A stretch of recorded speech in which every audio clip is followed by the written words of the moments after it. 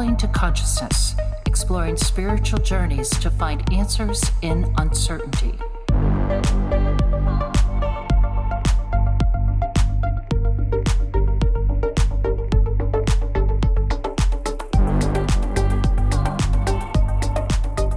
And we're live. Lindsay, how are you doing? Great to see you again. Good to see you too. It's been a while. I'm excited to chat.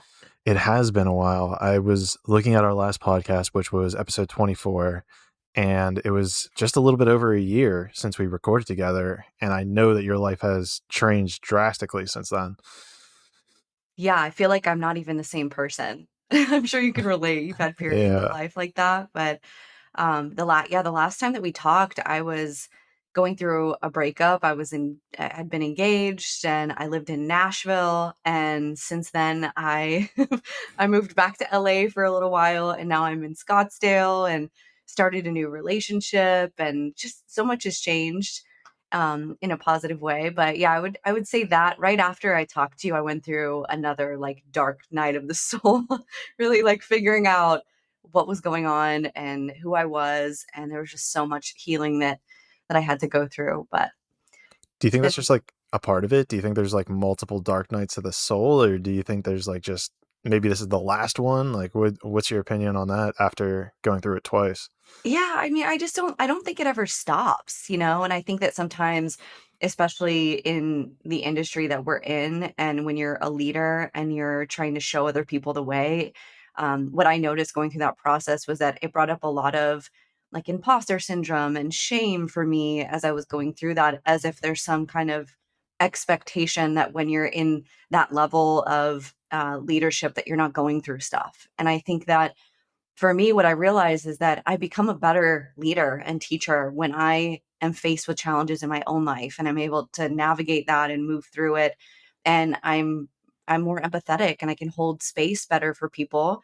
So I think that if you are naturally the type of person that is, embracing evolution and expansion and wanting to be the best version of yourself, that there will probably be infinite dark nights of the soul as you expand. And it's really just about learning to navigate your emotions as you go through those experiences.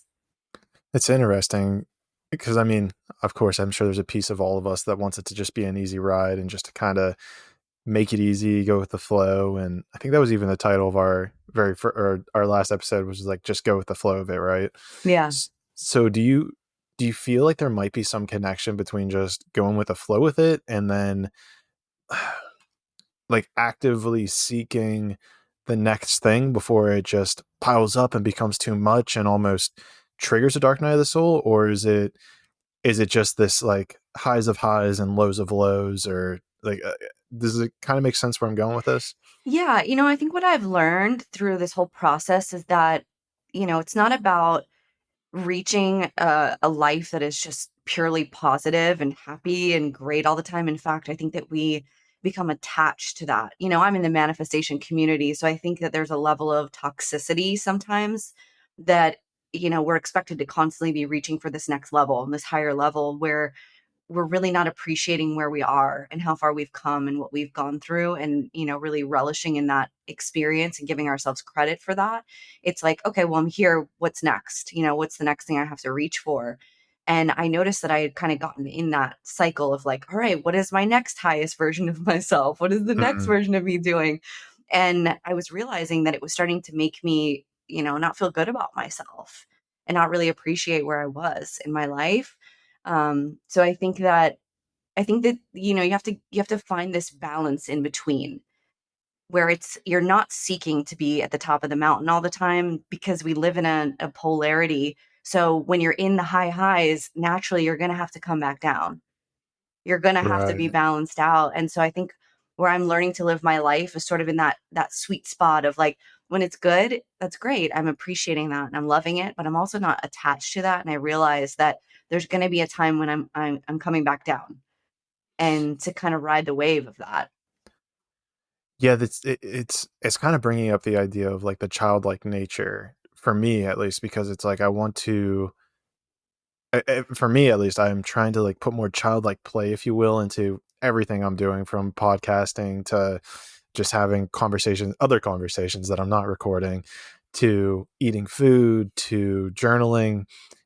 And it's interesting because there might be that association as we're even talking about this, where if you're diving too much into that fun or that childlike aspect, then you're, invoking that high vibration, if you will. And if we're looking at this in terms of how you're discussing it, right, that means that if I'm in this place of high vibes, feeling good, high vibration, then that means the shortcoming is going to have to come at some point. But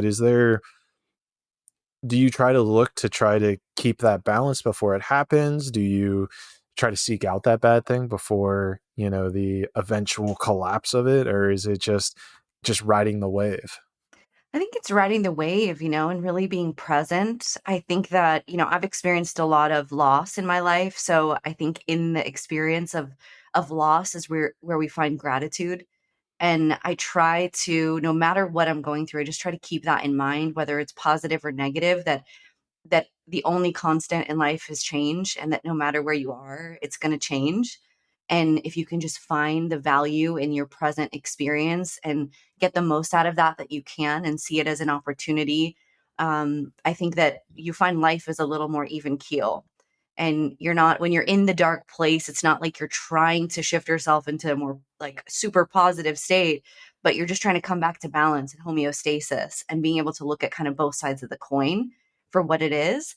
And I would say non-attachment is really the Mhm. key. And that's the hardest thing, is to really just detach from the physical reality and really connect deeper to what's actually going on. And, I've spent most of my life in that exploratory mindset of like, what's happening here? What's really going on? And that's why quantum physics was so appealing to me, because it gave me the like, okay, I can finally understand kind of what's underneath all of this and what's really happening. And having that spiritual awakening and connection to source and something greater than myself, I think has really helped me to be able to find that balance between the physical and the non-physical when I'm in those states. But yeah, it's a journey being a human. It's a wild journey. And It is. I assume all of our listeners know what that's about, just being a human. I don't Yeah. think we have any non-human listeners. If we do have any non-human listeners, please let me know. I think that'd be If fun. there's any aliens tapping in, like, we want to meet you. I'm telling you, I want to be, I keep saying this and I'm going to keep saying it. One of my goals is to be the first podcast to interview an alien. So Oh my I'm God. Well, putting, I may be an alien, so. well, and that's where it gets interesting with definitions, right? Because if I guess we probably all agree at this point that we're souls having a human experience. So it's like at some level, there's some dimension of us that is an alien, right? Yeah, I fully believe that. I think that this is, just one aspect of our consciousness, right? If we really think about it, like we're all derived from the same material and the same source. So we are connected to extraterrestrials. We not be in contact with them, but I think that we are a part of them and they're a part of us. And we're all kind of one, just having a unique experience as physical matter in whatever that way shows up for you, right? So and I think like our soul has experienced other lifetimes on other planets. And so there's got to be an aspect of that within our consciousness and our DNA at a deeper level. Yeah. Yeah. It's always a fun thing to even just think about, is like aliens and, them coming here and trying to help us out however they can. But Yeah. yeah, I don't know where I'm trying to go with that. I They don't know. reject us though. I mean, I think I You think they ultimately reject think, us? well, they don't, we reject them. Sorry. We reject them. I think Uh, they try to really help. And I think that they've even tried to, give us technologies and advancements and things that, to help us. But I think that we are collectively in such a fear vibration that mm. them coming in, I think, would be more of a detriment to us and to them than it would be helpful at this point. And I think our consciousness has to evolve to get to a place where we can receive them with love. Yeah, I was talking to somebody on the podcast. I'm trying to remember who it was, but it was someone recently, and we were talking about aliens and like when are they going to show up, and they were kind of describing how our nervous system just isn't even ready to experience like a foreign entity.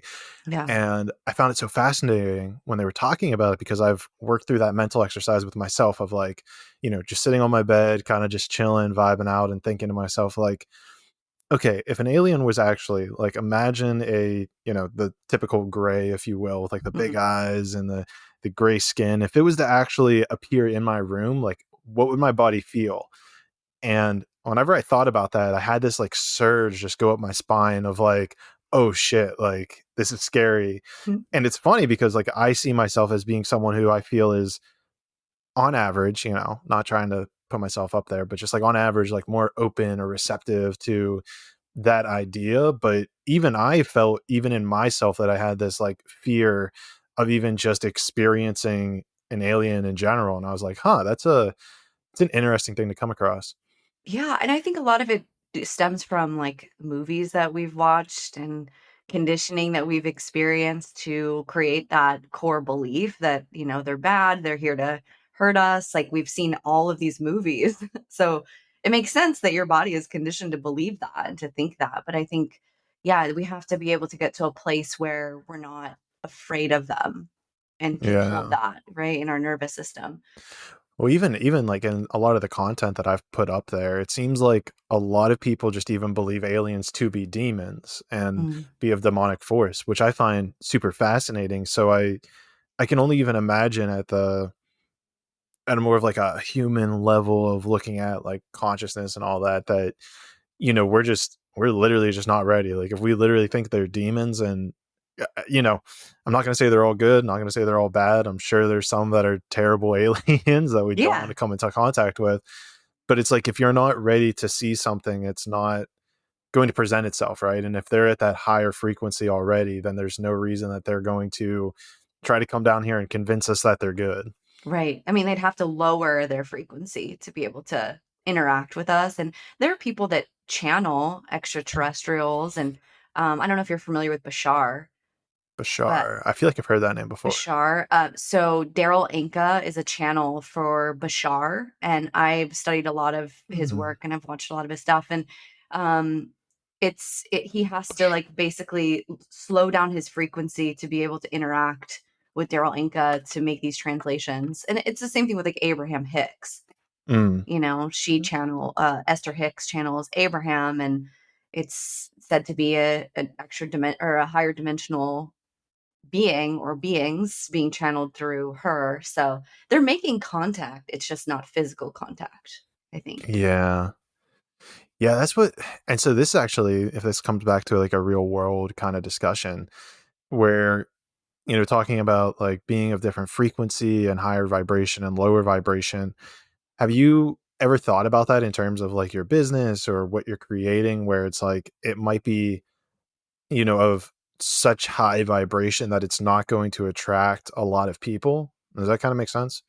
Yeah, I think that whatever you're putting out, whether it be content or, just in general, your energy, your frequency that you're putting out based on what your intention is, there are some people that might not be ready to hear that.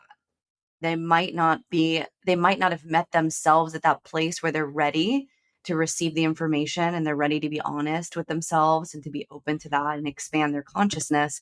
And I think it's not necessarily like placing it at a level of high or low. I think it's more of just this is like a radio station that not a lot of people have access to yet or are willing to access that. Mm. Because it does take a jump. It takes being radically honest. It takes being able to look at yourself and look at your stuff. And I think eventually people will get there, but there probably is a smaller percentage of people that are willing and ready to do that work. But I think we're getting there. I feel positively about our consciousness overall and the direction that we're going. And I think there are really two kind of simultaneous timelines that are going on at the same time within our consciousness and 5D, 3D, and then somewhere in between. But I feel like we're moving in a positive direction. And that's kind of the reality that I choose to tap into. It's a choice, Just like everything, right? just It's like all just a everything. choice. Easier said than done. Oh, for sure. I'm thinking it even in terms of like food, where I've kind of gotten to a point where I can tell if like let's say a food's going to bring me up or lower my frequency, whatever you wanted to say. And it's interesting because like I still come to these like if I see, let's say, first thing that's coming to mind is like bread. Like, Mhm. it seems like my body goes through these different phases with what food feels good for me. Mhm. And if I see bread, like there's like this like feeling inside me. It's like, okay, I know if I eat too much of this, I'm gonna feel like shit. But then there's a piece of me that like actually wants to feel that feeling of feeling like shit, which is Mhm. really bizarre to me because I'm like, okay, wouldn't I want to just stay in this high vibe? But there's like this interesting dance that's occurring where if like I'm in this high vibrational state for too long, it kind of like gets uncomfortable and feels weird. Yeah, I can totally relate to that.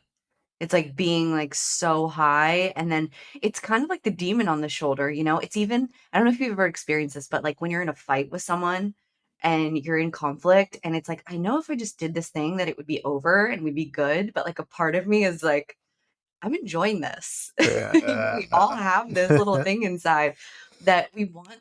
I think like as humans, we want to experience both. Having Mm. one or the other, like to an extreme, I don't think it's really innate within us to be in that space. I think we really want to have the whole human experience of good and bad and right and wrong. Otherwise we wouldn't be here. We want to have our cake and eat it too. Right. Yeah. So it's I think it's okay to put yourself in a place where maybe it's uncomfortable or low vibe. It's like so that can show you the contrast so you can appreciate the other side that much more. Right. And we kind of go between both and it's normal. Just ride the wave. Well, Yeah. then, and then this brings up like an interesting corollary or kind of a thing that I've been thinking about lately with regards to like just feeling into that energy of like, oh, I know I'm going to feel like shit, so I should just go with it versus, let's say, more forceful energy or like, okay, I'm going to be like disciplined energy, if you will. Like, I need to be disciplined. Can't eat this, I can't do that versus like, no, I just want to experience. Have you found like a good way to kind of tap in or measure like this feeling of like, oh, I know in the morning I shouldn't go to the gym, but I'm gonna force myself to kind of go. Mm. Yeah, I mean, I tried not to have a lot of shoulds on myself. I've worked really hard because I come from a very perfectionist mindset and mentality, and I've had to work to not put myself in boxes, especially like Mhm. when it comes to food and exercise. That was my form of control for many years, was just being able to control what I was eating and what I was doing with my body. And I found that my ego really enjoyed being in that place of control with those things. So For for sure. me, it's like really finding more freedom in that area to give myself permission to be where I'm at in that moment, in that day. And I find that when my choices come from a loving place for myself, that I'm able to kind of stay like, you know, if I feel like I want to work out and move my body, I do it from love. I don't do it from a should. Same thing with food, same thing with alcohol. I really strive to have a lot of balance in my life and not make things wrong, but more so just feel into like, okay, well, if I do this, what's the consequence? And am I willing to pay the price of that consequence? Is that Gotcha. is that what I want? Is that how I want to feel? And if it's yes, it's okay. I can give myself permission to be there. And I think like if you can remove the labels that you experience life through of good or bad, even with food, right? It's like we've been taught that bread is bad, sugar is bad, alcohol is bad, like all these things are bad. And I think that in and of itself causes us to want it even more. And I've noticed that if you let go of that, it's like, oh, but I don't really, the resistance isn't there anymore because you're not telling me I can't have it. So now I'm making a more empowered choice because I want to. This episode of Traveling to Consciousness is brought to you by the official Traveling to Consciousness app, available on the iOS and Google Play Store. On this app, you're going to get exclusive content from articles to meditations to anything else that Clayton is going to put out. Here's the also where you're going to find the only place to find the ad-free versions of the podcast. You're also going to be able to get the podcast at earlier dates than normal, the free release version of it. So the Traveling to Consciousness podcast app, I highly suggest that you download it because it's the only way that I suggest that you listen to it. And what's even better is that the company is always making updates. So please let me know if you personally have a recommendation and we can get that in there. So remember, download the Traveling to Consciousness app so that you can get early releases, you can get the video format, you can get it ad free, and so much more.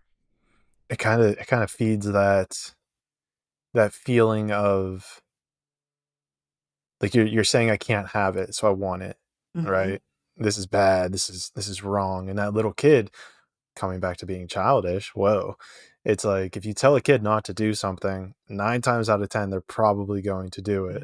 Hmm. And so Hmm. it seems like they're even bringing that lens into even just food that we've labeled as being bad or out of alignment for you. Yeah, it's the inner rebel, the inner part of you that maybe didn't have the ability to make choices for yourself as a child. And there were things that you wanted to do or you thought were right, and somebody silenced you.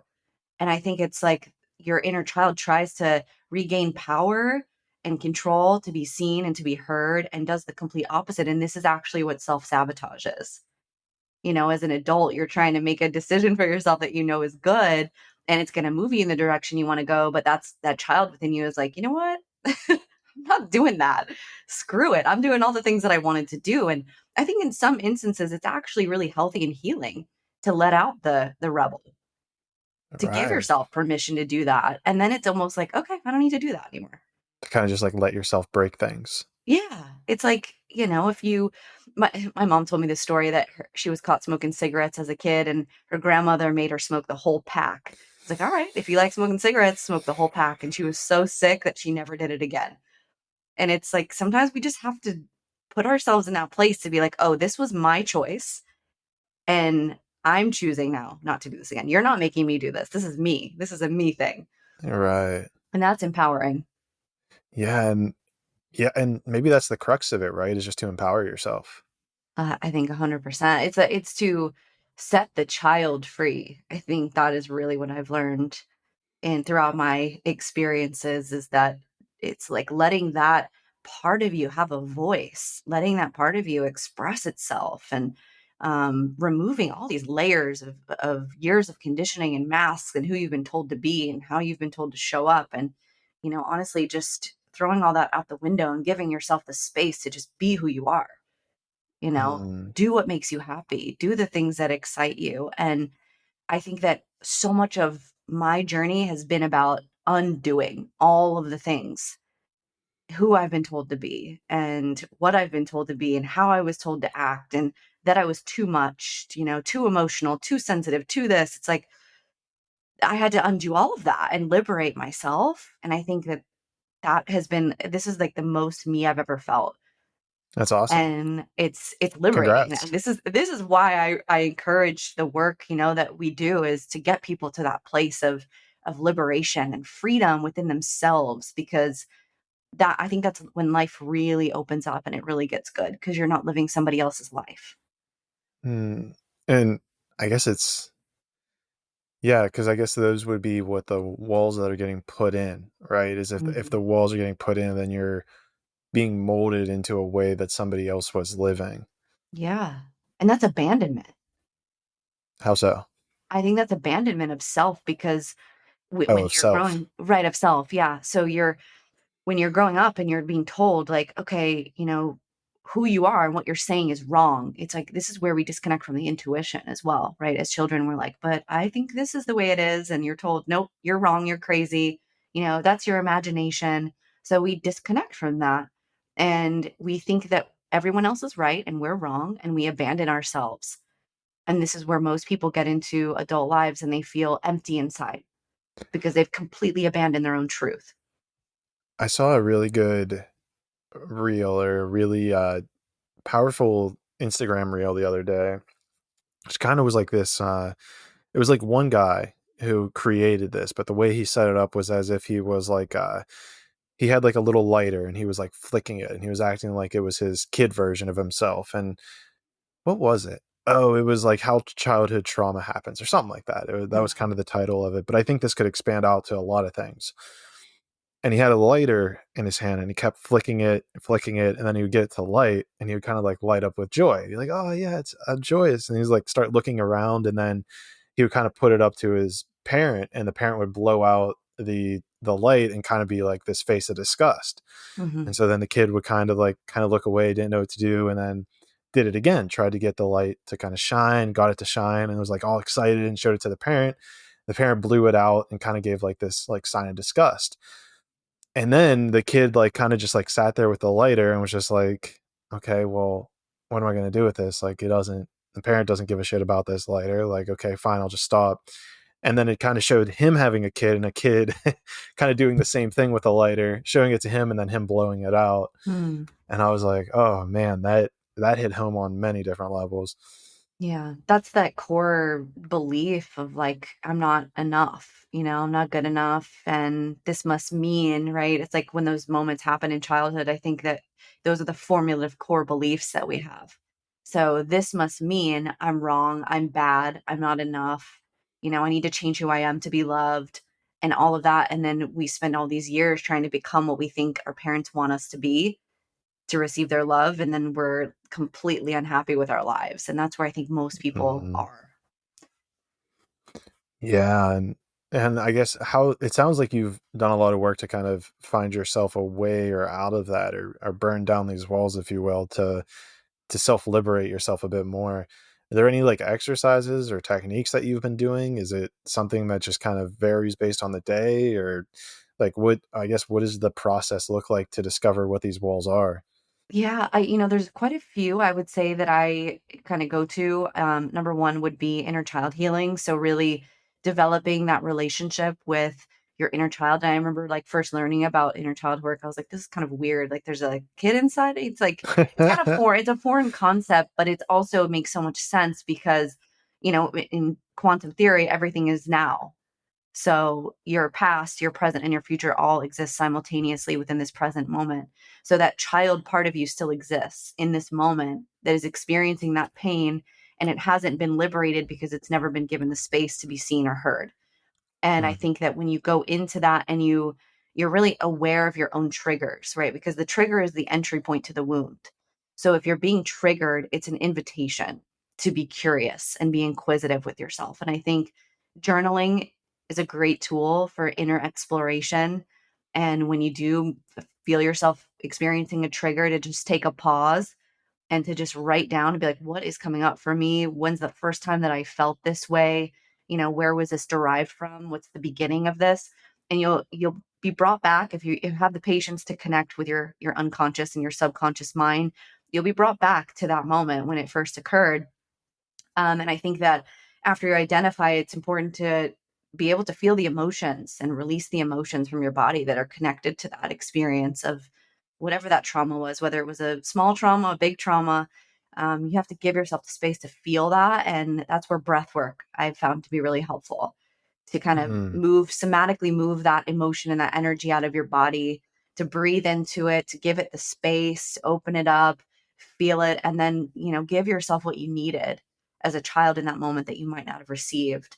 And this is called reparenting. So we're becoming the parent that inner child needed, and reinforcing more positive beliefs and positive affirmations and positive things. And then lastly, I use a technique that we use in NLP. It's timeline healing. So going back into the memory and revising it, having a revision within your mind, because the subconscious doesn't know whether you're imagining something or it's actually taking place. So when you go back in and you revision the memory and you experience it in your mind the way that you would like to have experienced it, it actually creates a new memory and a new emotional charge that is deeply rooted in a positive experience and positive emotion. So you no longer need that trigger to come up for you to heal it. Interesting. So it sounds like you went through quite a few things there, which was NLP, journaling. Journaling. Yeah, I would say journaling is anytime something's coming up for you and you're feeling a strong emotion, the greatest way I've personally found is just to write, like let it come out. Sit down and just ask yourself the questions, what's happening here? And I found that sometimes when we write it, you'll discover things about yourself that you didn't really realize. Journaling and meditation as well. Like if you just kind of get quiet with yourself, you'll be really surprised of the things that are trying to surface, because our outside world is so noisy and distracting and chaotic that we don't spend the time actually being quiet and present and still with ourselves, where that's where most of your answers are. And you just got to be Right. willing to make the space to go there. So, yeah, journaling, breath, feeling is healing, releasing from the body. Don't hold on to that. I mean, that's where disease, sickness comes from in the body is we're holding on to these emotions and just keeping them in our body. We're not moving them out.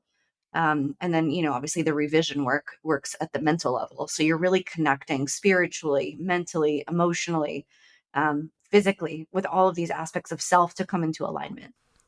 This episode of Traveling to Consciousness is brought to you by Revive CBD.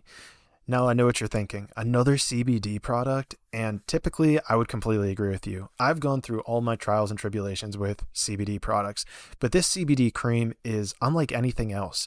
Honestly, I don't know what it is, but there's something in the technology of it that it helps absorb into your skin and actually get to the place that aches and soothes your muscles almost instantaneously. It's close to instant. It's probably about a 5 to 10 minute activation that I've noticed, but sometimes it goes a little bit quicker.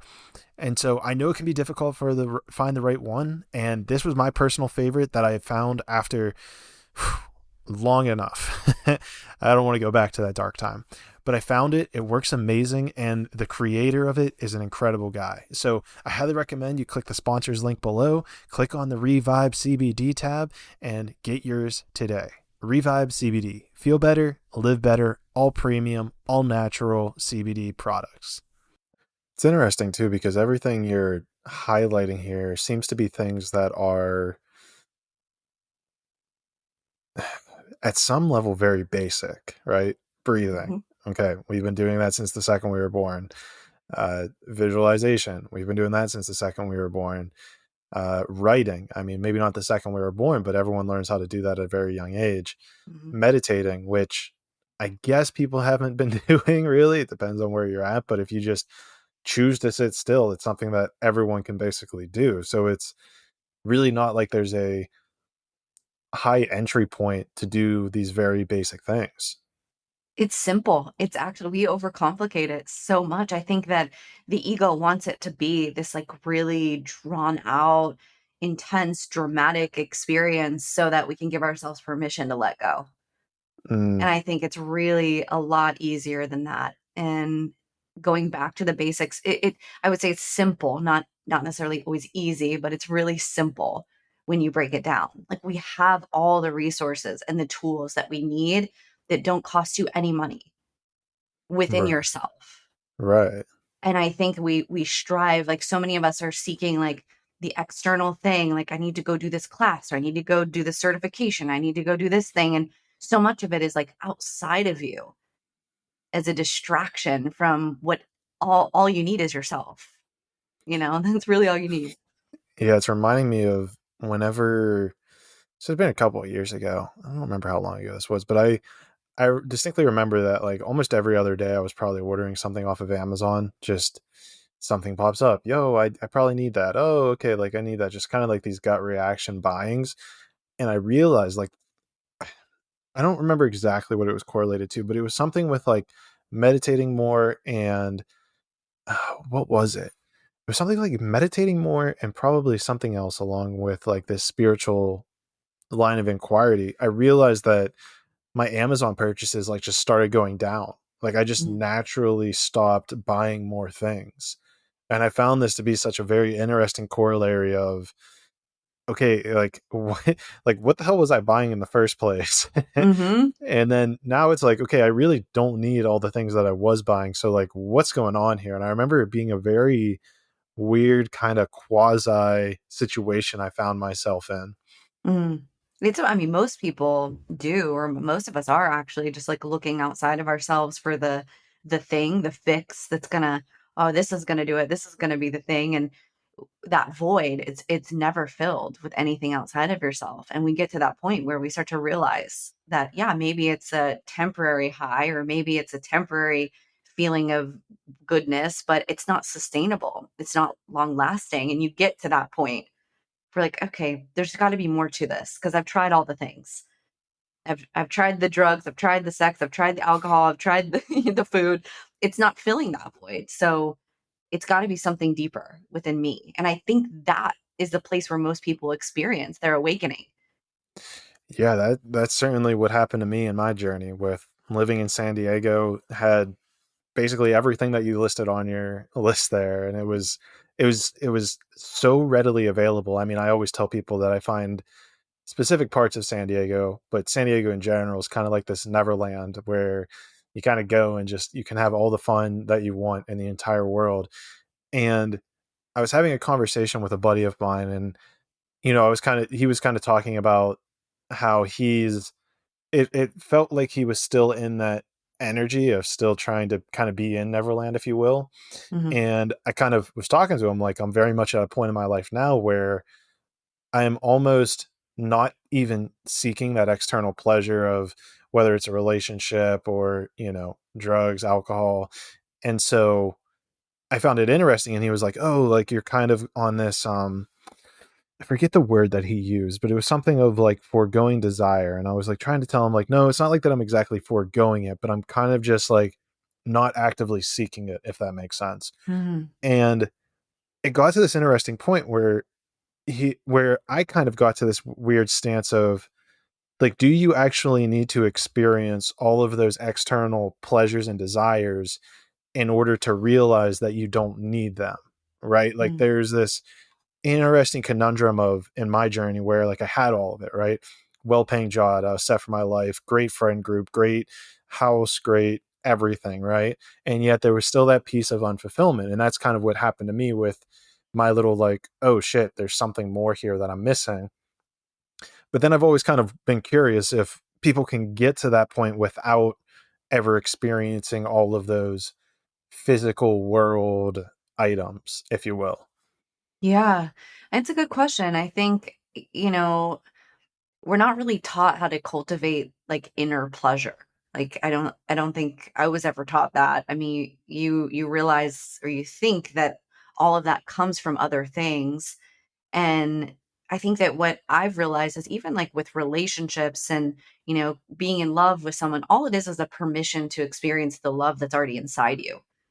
And I think what I've realized is that all of those things were just permission slips for me, that you don't need any of that stuff. And I think going back to like liberation, that's where the liberation occurs. Is yeah, I can play with those things and I can experience those things and that's fun, but that's not where my source is. And that's Mm. where you realize this source is coming internally instead of externally, and it goes back to balance. I can experience all of those things in balance. I don't have to be black or white. And that I think really is where I have found this year that it's not like a this and that or this or that. It's a this and that. Right. You can have both of those things once you realize the world isn't black and white. You It's don't have to more of an shut. and. Yeah, it's an and. It's like, well, I can experience that and this. I can hold both perspectives. I can choose both things at the same time. Right. And there's a piece of me that's also kind of hearing you and relating this back to that like non-attachment and desire, right? Because I guess where desire comes in, right, is that you desire an item because you believe it's going to make you feel a certain way. And I'm sure this goes right up your alley with Mhm. manifestation. But it's interesting, right? Because whenever I quit my job in San Diego, my whole desire was to live a life of absolute freedom, being able to move and live wherever I wanted and do whatever I wanted, whenever I wanted. And, and in this process, I'm starting to realize that if you're not even almost free of desire, then how free really are you? Mm. Right? Yeah. Because if you have a desire to achieve something, or I mean, and this is where it gets weird because it feels like there's a purpose to that. But if I have a desire, whether it's relationship, huge podcast, whatever, then I become a slave to that desire. Yeah. Well, I think desire implies lack, right? Too. It's like, I don't have that. So the thing that I've realized, and I've been in the manifestation community for a while, and I actually I pulled back a little bit and I stopped really sharing as much about manifestation stuff when I started to notice it becoming a really, and I hate using this word, but it started to become really narcissistic. It started to become like people are just trying to figure out how to fulfill their egos through the art of manifestation. And, I want to grow my following and I want to have more money. I want to have a car and a house and all these material things. And I think we were really missing the point of manifestation and really missing that it's not about manifesting from the ego. Yes, we can have all those things, but it's more about manifesting from the soul. And when you manifest from the soul, it's not about trying, it's not about efforting. It's about just being who you are and allowing the universe to bring to you all the things that are going to complement your authentic expression of who you are. And to me, that's the place that I want to start moving into and teaching from, is the really soul desire. Like, soul desire is different than ego craving and ego fulfillment. And I think that it's about recognizing the intention behind what that desire is for you. And is it connected to universal love and the highest good of all? And do you just feel whenever that's a yes? Yeah, it's just being, I think, truthful with yourself. It's like, why do I want this? Again, going back to the feeling, why do I want this? Where is this coming from? Do I think that when I achieve this thing that I will then be able to give myself the validation of being good enough? Do I think that when I have this, now I'm going to matter? Is it coming from the feeling of lack, or is it coming from the feeling of being abundant and infinite? Mm. And you can distinguish between the two. And again, it's not bad or wrong to manifest from either of those places. We do both. I think it's just recognizing when you're trying to manifest something, what is the real driving force behind that? What's the energy behind what you're creating? And I've learned that when it comes from the ego, we end up learning lessons. When it comes from the soul, we end up experience genuine fulfillment. Cool. That's interesting. And I experienced that with my relationship. My partner that I was engaged to a couple of years ago. It's like, it on paper it looked great. On the outside, physically, it was, looked great. I felt I felt good about it. My ego was feeling good about it. I got the ring that I wanted. I got the house I was living in, my dream house. I was like, oh, this is amazing. I made it. All while under the surface, I was feeling intense feelings of inadequacy, insecurity, shame. I was in a relationship with someone who was abusive to me, and trying to cover all of that up with this exterior that seemingly looked the way that it was supposed to. I'm like, why am I not happy? Why am I not fulfilled? I have all the stuff. Mm. It looks the way I was, envisioning on my vision board, but it feels awful Mm. because I thought all this stuff was going to make me feel like I mattered and that I was important and I was good enough. And it didn't fill that sense of inadequacy within me. So I shattered all of it, sold the house, got rid of the fiance. I Moved to California. moved to California, and I gave all that stuff up because that's, to me, that's not what really made me happy. This episode of Traveling to Consciousness is brought to you by Superpass. Now, what the hell is Superpass, you might be asking? Well, I use Superpass to host my website, host all of my amazing content. I use them for my app, the amazing app that I know you're listening to this on, that I don't even need to tell you about, that's available on the Amazon, and it's not available on Amazon. It's available on the iOS and Google Play Store. That app, the one that you're listening to this podcast on, the Traveling to Consciousness app, they're absolutely amazing. So honestly, if you're a content creator and need to organize and put things in one place, I highly recommend Superpass. They have an amazing community. They have an amazing support team who I've always been in contact with, reaching out with, and they're always increasing that product. So I highly recommend it. At checkout, I highly also recommend that you use promo code Clayton 2022 because you'll receive 10% off your first 12 months of a yearly or monthly package, which is up to like a $300 value, which is crazy. So please go do that. Check that out. Click the link below, go down to sponsors, click on the Superpass affiliate link, and sign up today. Superpass, everything you need to build a content business. And you're touching on a point that I guess I've seen before, which is like the idea of being able to create your reality or manifest it even from your ego. Mm-hmm. Like you pulled it off, like Mm-hmm. like you even said you pulled it off, but all of it came from a place of ego. So when you kind of came to that conclusion,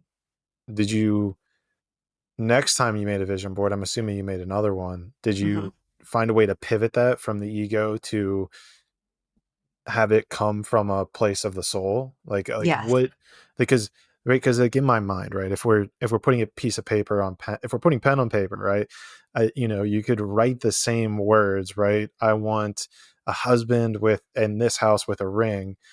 Yet one version you write that with ego, and one version you write that with your soul. Hmm. What's the difference?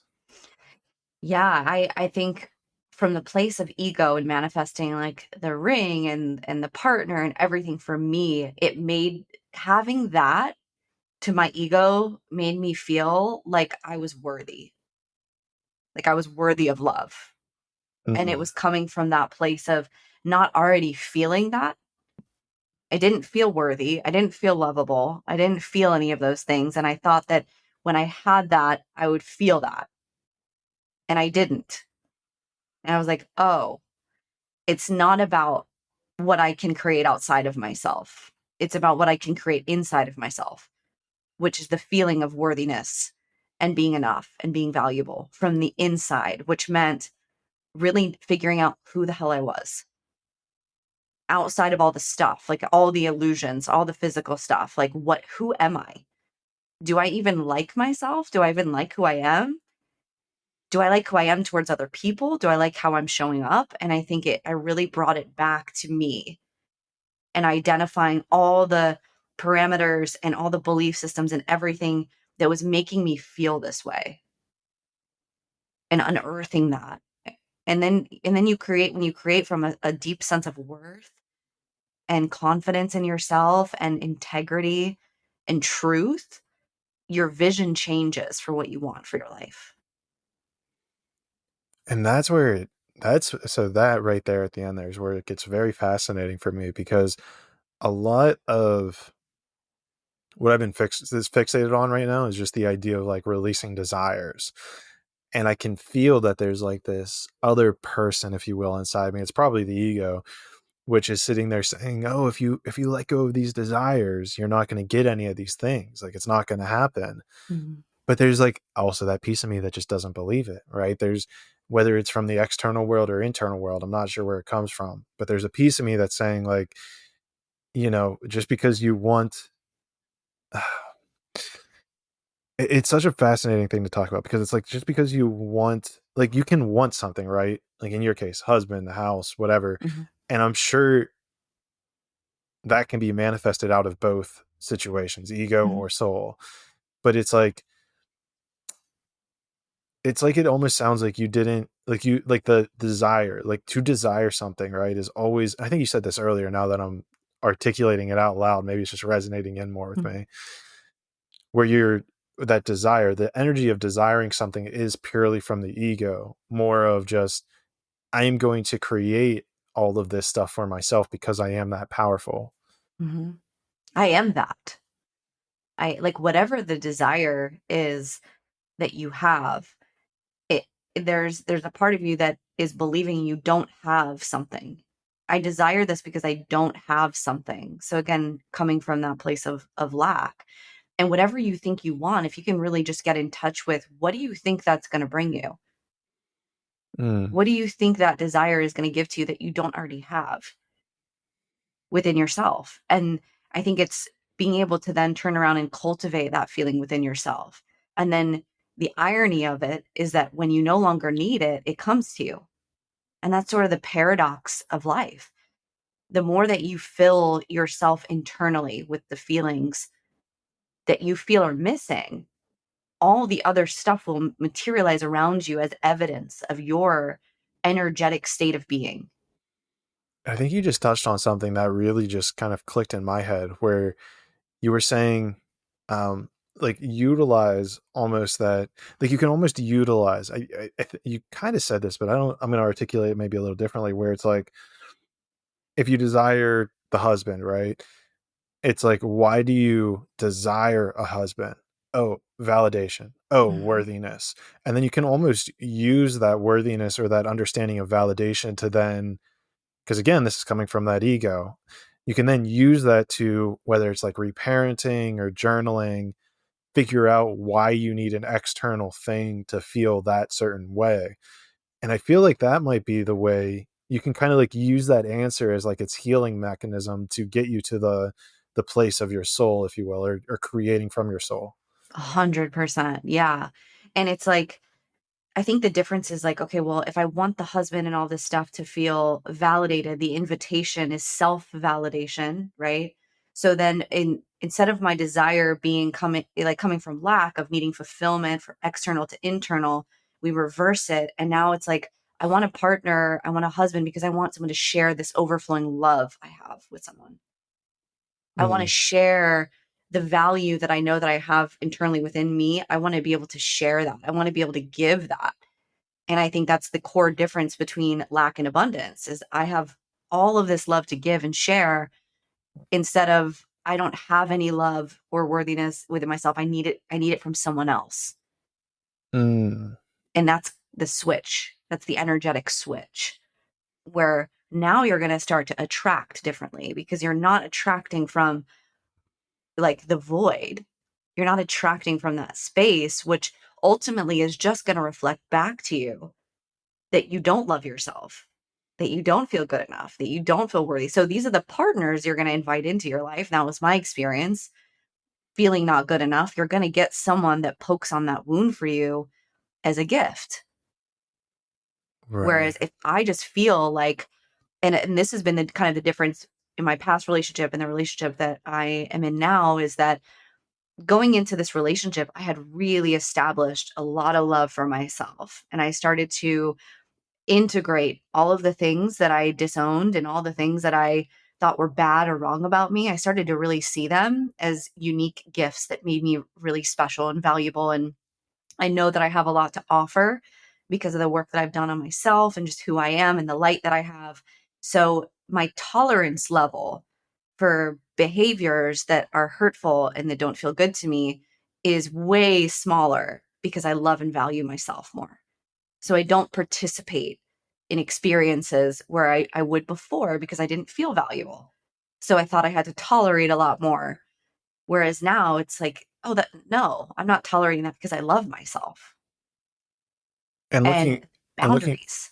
yeah, and looking back on it, how do you see that helped attract in or lead you to the person you're with now? I think as you establish the parameters and the boundaries of the way that you want to be treated and coming from a place of knowing what you deserve and knowing your value, that people are going to naturally bounce out that are not willing to put in the effort and the work to be the type of person that you want in your life.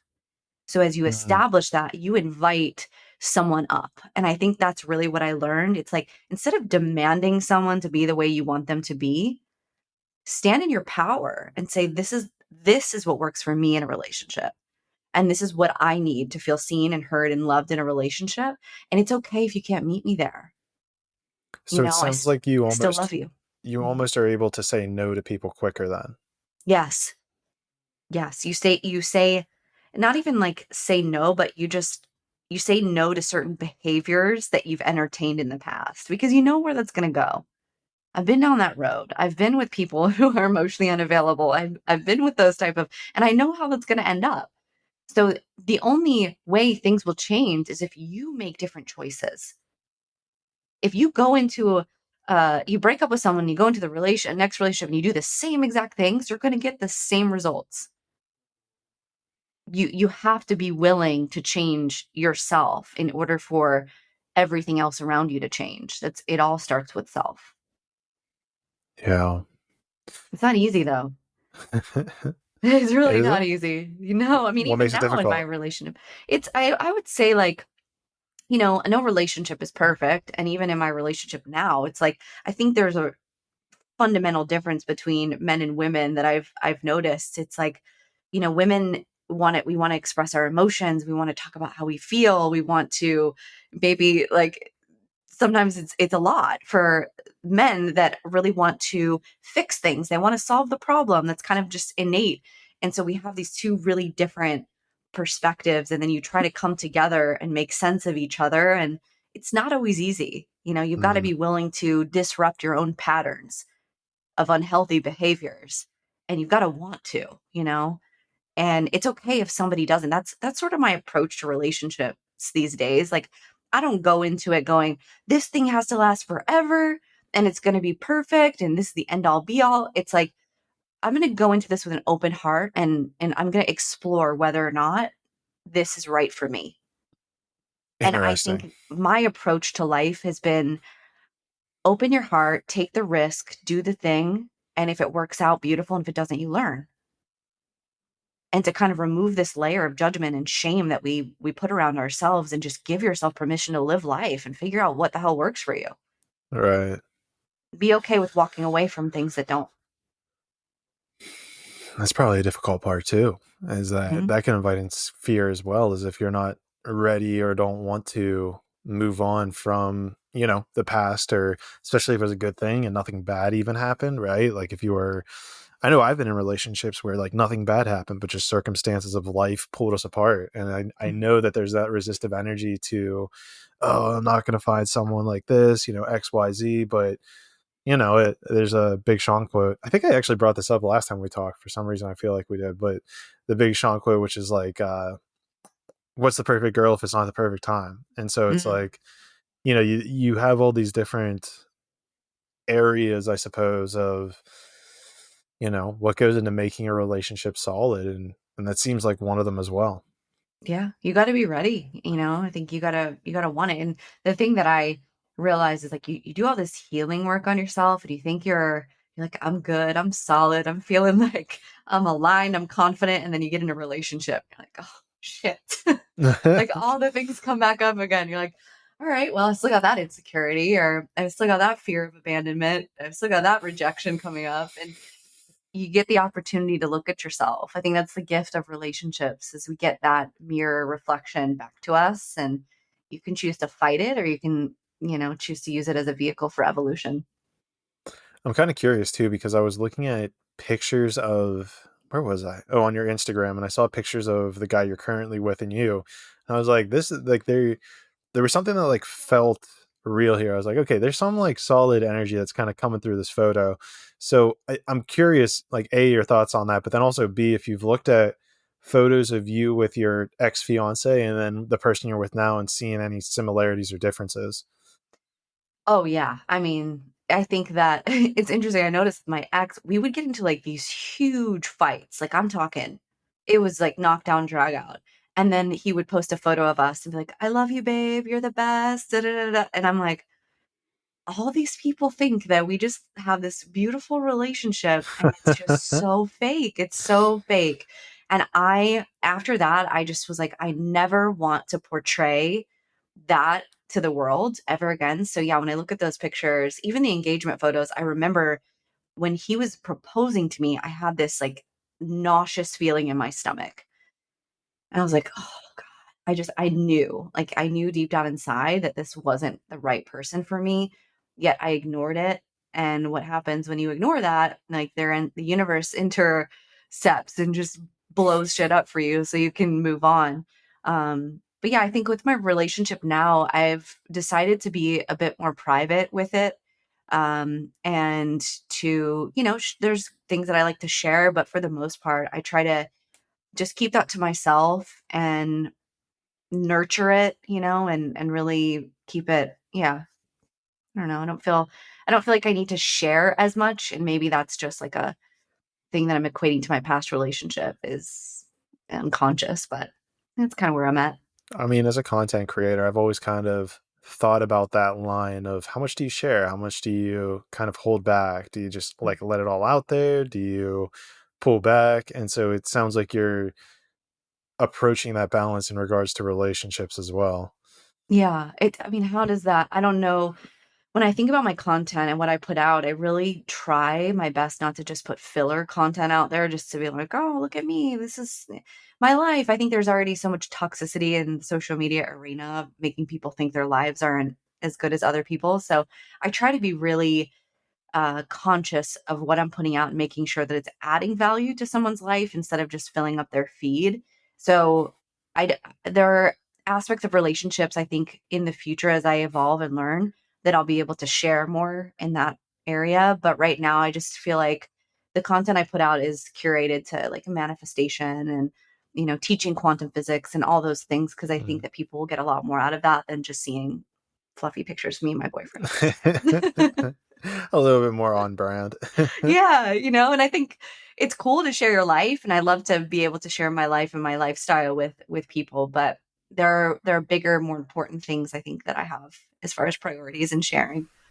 This episode of Traveling to Consciousness is brought to you by Conscious Technologies LLC. Talk about an aligned company name. This company creating technology that will revolutionize the way that humanity is able to resonate or vibrate with the electromagnetic frequency of your phone, of your Wi-Fi router, of the light bulbs in your house, of really anything. What they do is they have created these amazing minerals, amazing units that you can either place on the back of your phone, you can wear it as a necklace, or they even have like little in-house generators, if you will, that can unify the entire field of an entire house. I've experienced these things in person, and I unequivocally can tell you that it does something, and it helps you feel more present, more calm, and more connected to the spiritual dimension, if you will.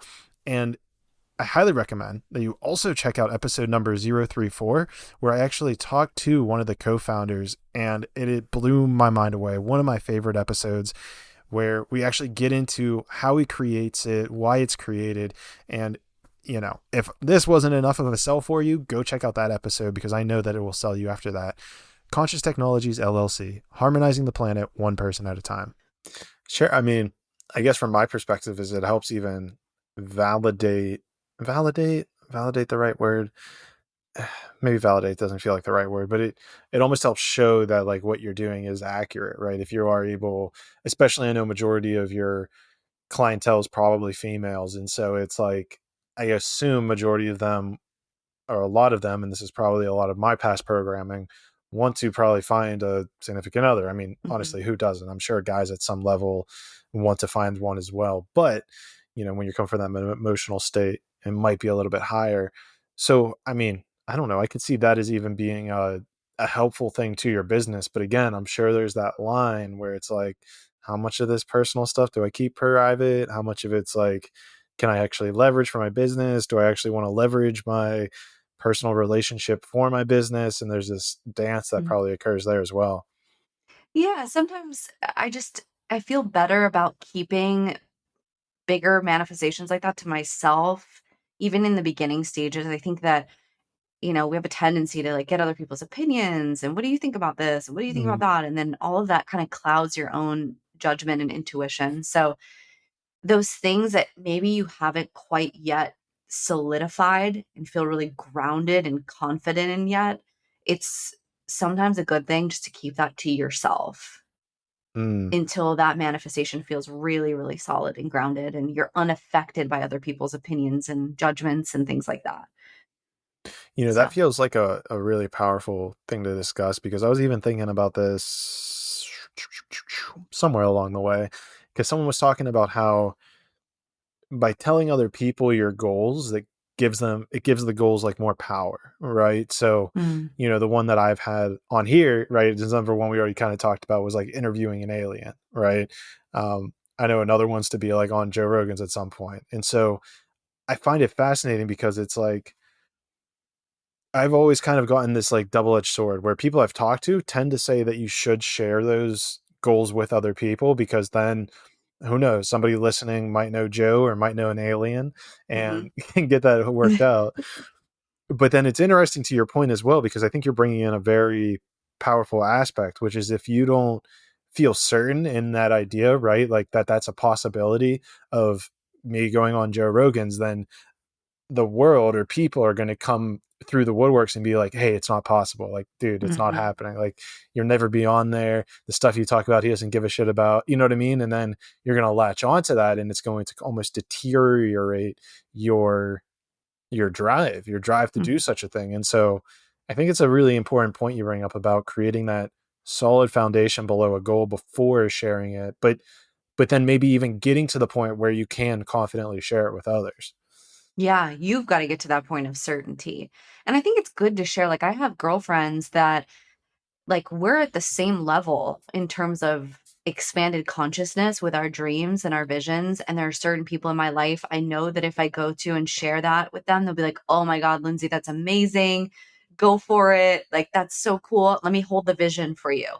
Like, Mm. we'll visualize together. I have girlfriends where we'll just literally sit. She'll be like, this is my dream. Okay, this is my dream. Now let's visualize it for each other.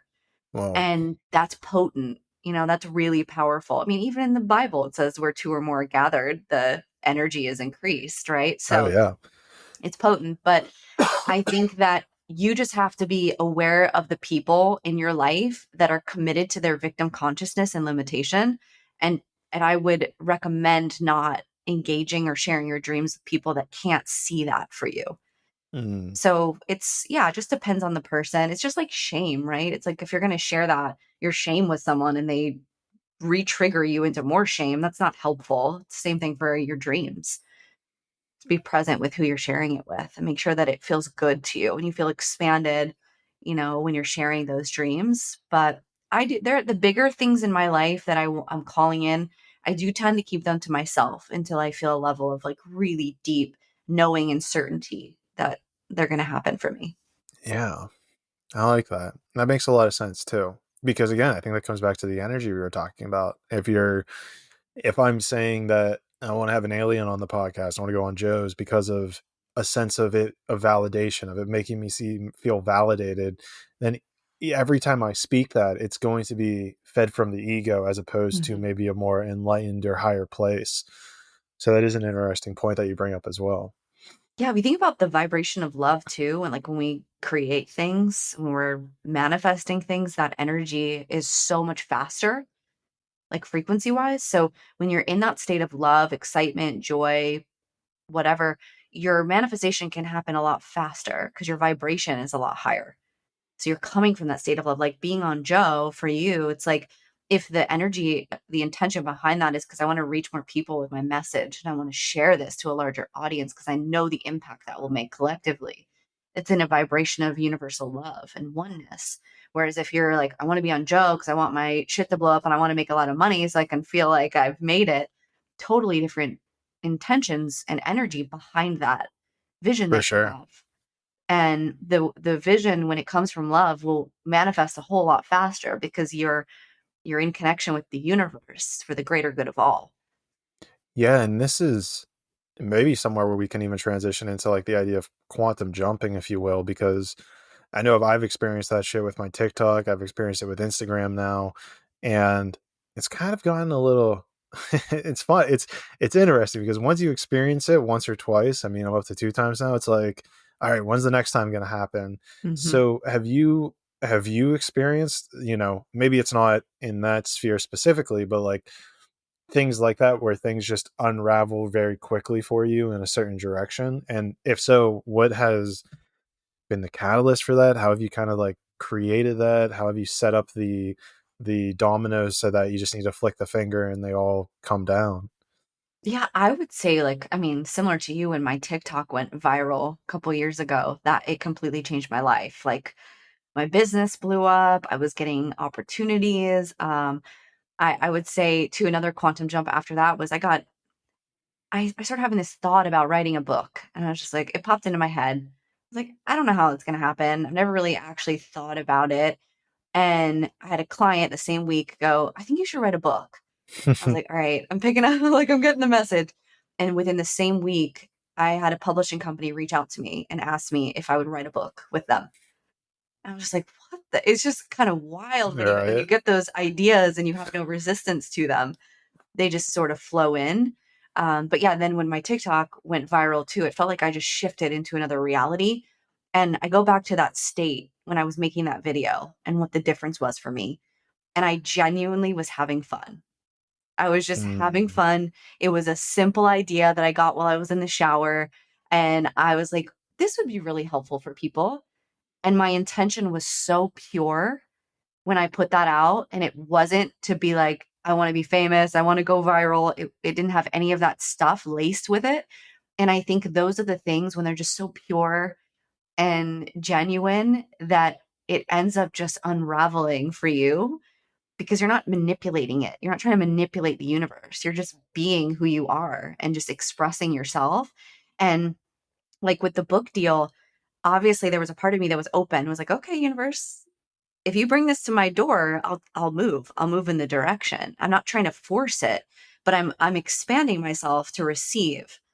And I'm opening to the universe to receive whatever's coming my way so that I can be a catalyst, I can be a vessel, a transmitter of this to make it happen. And sometimes all you have to do is be willing and Mm. just say, I'm open. Show me the step, show me the next thing to move me into that higher timeline where I am experiencing the life that I want. And you're going to have to move, but be open and pay attention to what the universe is showing to you. When you see things in multiples, it's usually like, hey, there's something here. I'm trying to get your attention. It's subtle, but just pay attention to those things and be willing to move. Yeah, that's interesting. So I had just a flash of ideas there. I just had a rush of questions just went through my head. Where was I going with that? Was it the Oh, TikTok? it was about planning, like the idea of actually planning something versus just kind of like waiting for that divine inspiration. Because this is something that I think I've been in the conundrum with lately as well. Of okay, if I have this crazy goal, like how much planning should I be doing, right? Like, um, let's say I have a big podcast, right? I have to put out new episodes if I'm going to increase the viewership, right? That's just like the Hmm. number one thing, and then there's other things like, learn to become a better interviewer or just practice or whatever it is.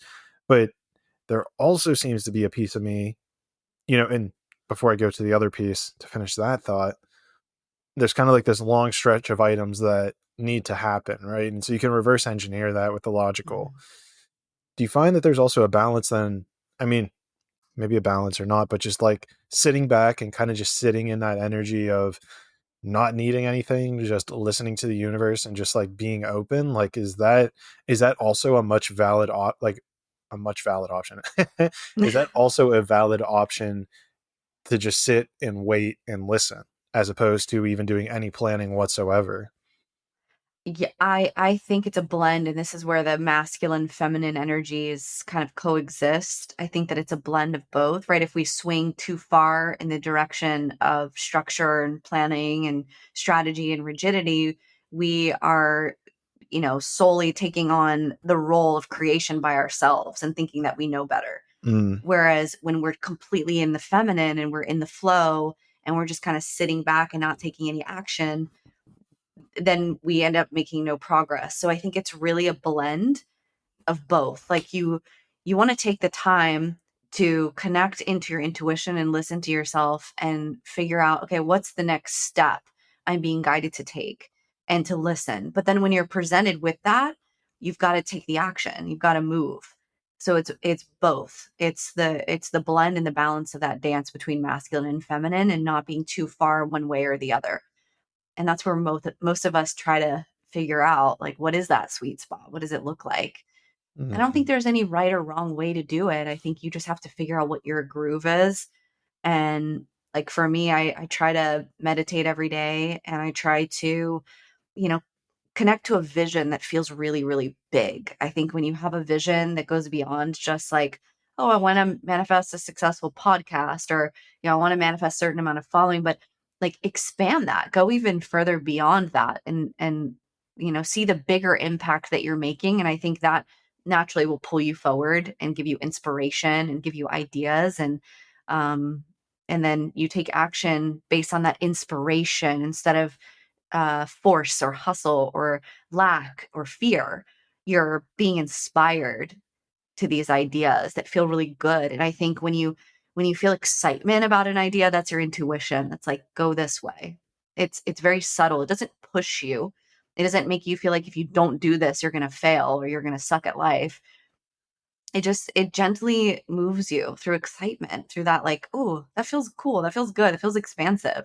And I think when you move in the direction of that, the next step will appear and the next step will appear. And eventually you're going to look back and go, I couldn't have planned that. mm, It unfolded in a way that I couldn't have planned. And I think, if it's helpful for your mind to have a plan and have a structure, do that. But also remember there's a whole nother aspect here of a non physical that is trying to guide you and lead you. So make sure that you have the mind and the heart in coherence and you'll find that life is a lot more fluid. This episode of Traveling to Consciousness is brought to you by Mushy Love. Mushy Love is a latte type blendable mushroom caffeine free elixir that honestly tastes like a liquid cinnamon roll. And I know that you're going to find that on their website, but it's honestly true. It's stacked with more than twice the amount of mushrooms as any other mushroom latte. And I know that there's one in particular that we all think about, which kind of starts with the word mud, but this one blows that one out of the water.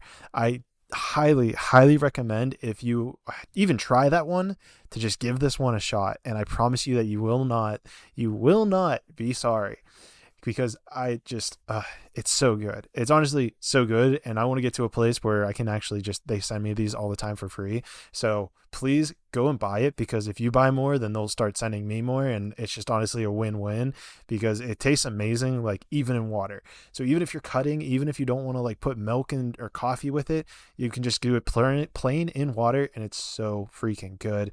Guys, go click the sponsors link below, scroll down to Mushy Love, buy your pack today. Remember promo code Clayton, I can't even talk right now, promo code Clayton at checkout for 10% off your purchase.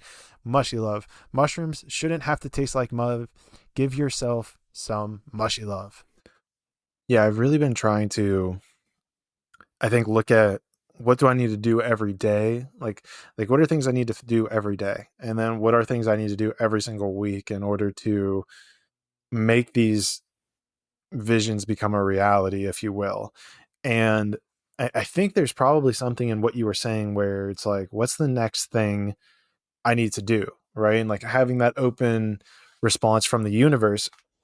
And then the goal seems to be, I mean, again, this is me getting super logical about this, which is to just add those small things within your daily routine, because it's already like you got your routine, you're nailing it. And then once you feel comfortable, ask the universe, like, what's the next thing I need to do? And it's interesting because I've noticed with myself, when I've asked that question, I'll usually get like 3 or 4 things, and I try to implement them all at the same time. And I notice that it will usually have this whiplash effect where I'll do it for like a week, but then it like kind of pushes me back 2 steps, because I'm like, ah, shit, like I burned myself out. I'm not trusting the process, as opposed to just like add just like that one thing each week, or add it every other week or something like that. Don't have this continuous process of, okay, day 1, like, I need to record. Okay, cool. What do I do on day 2? Oh, you need to do 2, like twice the amount. It's like, no, just do like a little bit more. And then it like will slowly just kind of keep compounding on itself. Yeah, and I think like once you take an action, it's the inspiration then comes after you take the action, and the guidance comes after you move, right? It's like we're trying to be 3 steps ahead, and we're not even taking the first step. You're not even doing the small things. And if you can just 1% of change really every day, and that's what I tell my clients, it's like 1%, 1 degree of change. If you think about a ship on the water in the ocean, if you changed your trajectory 1 degree every single day, you're going to end up at a completely different location, Right. So that small shift every day is going to make a huge difference in the long run. And make sure that the steps that you're giving yourself is something that you can stick to, something that feels good, something that is realistic. A lot of us set ourselves up for failure just in our own expectations of what we think we're supposed to be doing.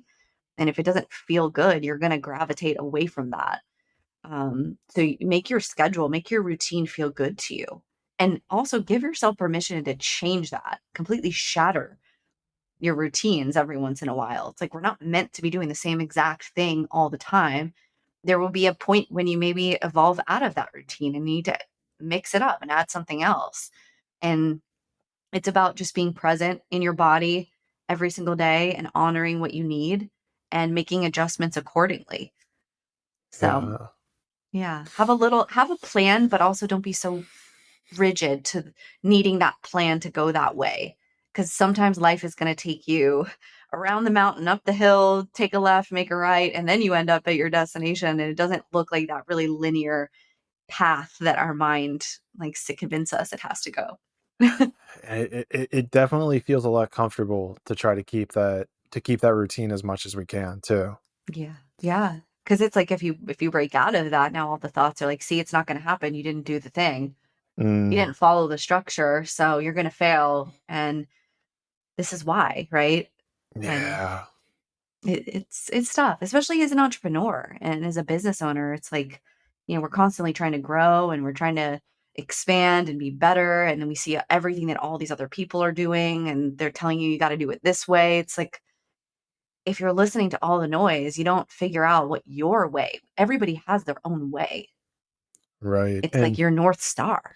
And that seems to be like a huge thing, especially in the entrepreneurial space, even where so many people want to say you have to grind, you have to hustle, and they have the way they did it, right? And they can only tell you the way that they did it because that's the only way that they know to have gotten where they have gotten.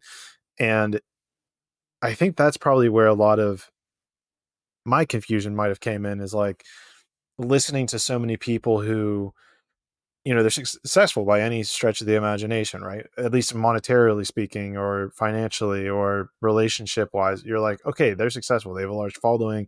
They have a lot of money. Clearly, that's what I need to get to.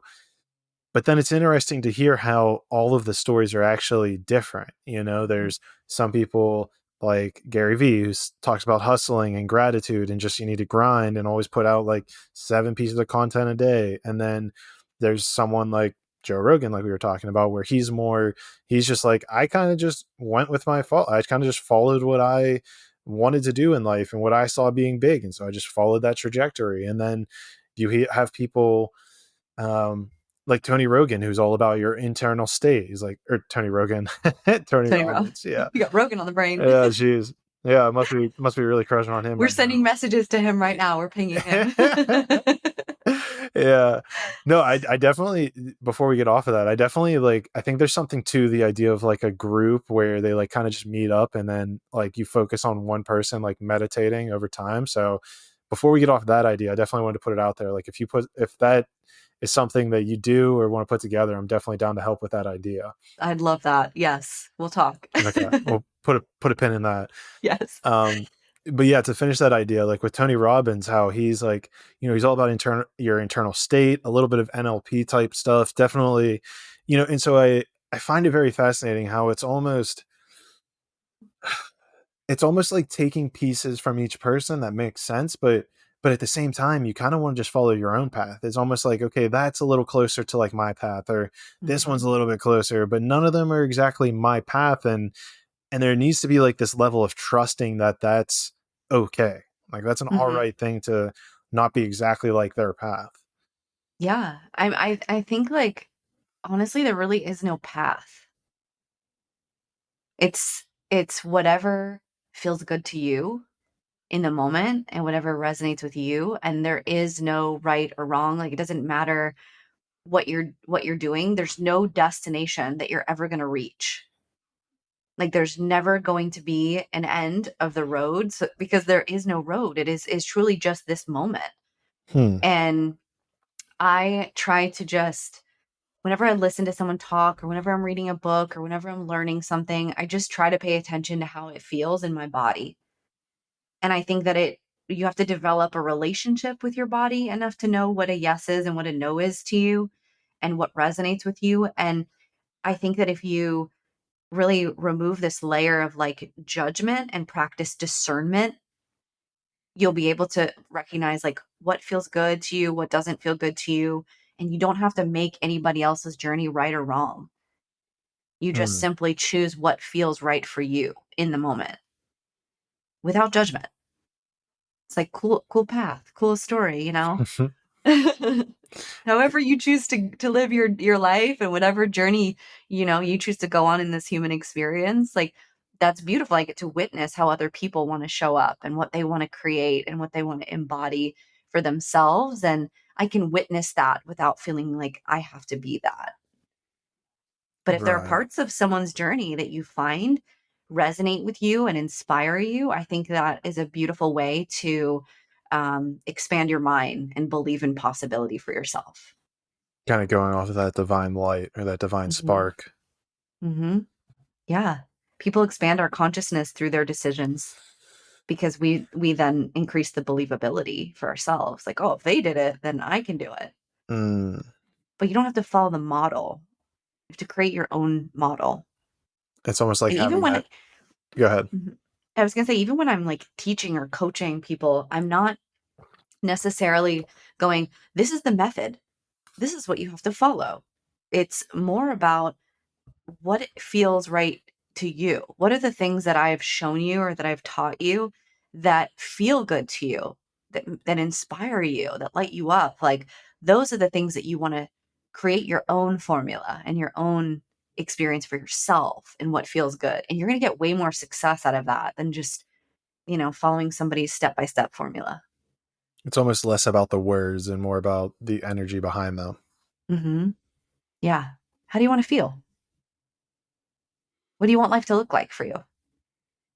Most Some people don't even know. Do you feel like they don't know because they don't think about it, or they're too wrapped up in their day to day to take time to even think about what they want life to look like? Or is there Most something people else? don't know who they are. I think most people really don't know who they are, and or they are too afraid to be who they are for fear of rejection and abandonment and shame and, all the things. It's like, I think with the cancel culture too, especially, we are afraid to say what we really feel and be who we really are.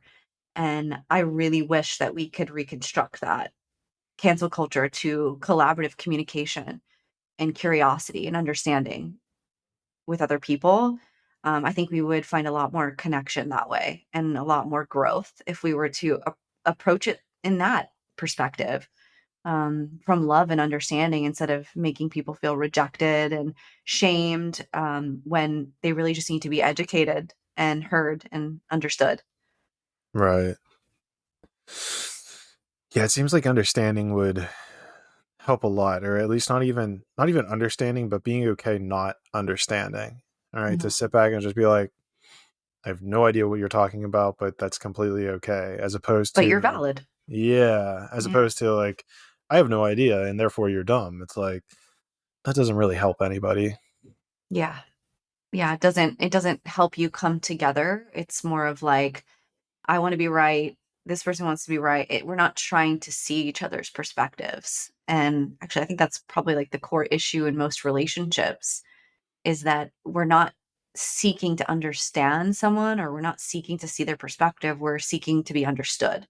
Mm, And there's like a big gap there, I think, where we miss the mark in communications. right. Yeah. I guess it's almost because we're what, speaking with like our own perception of what they're trying to say as opposed to listening. Yeah. Yeah. We can only see it through our lens of filters through our experiences and, childhood conditioning. We can only see through that vantage point. And if we can just kind of expand and open up and practice empathy, really, it's like I think we're struggling. A lot of people are struggling to be able to empathize with other Mm, people because everything's just been so self focused, kind of just been taught to be so self focused that we don't have this ability to think about how something that we're doing or saying is affecting somebody else and putting ourselves in their shoes and see. Most people just want to be seen. I know that was my issue in my relationship. Like I just wanted to be seen. I wanted to be understood. I wanted to be acknowledged for who I was. And I think when people feel that, it's like the walls drop.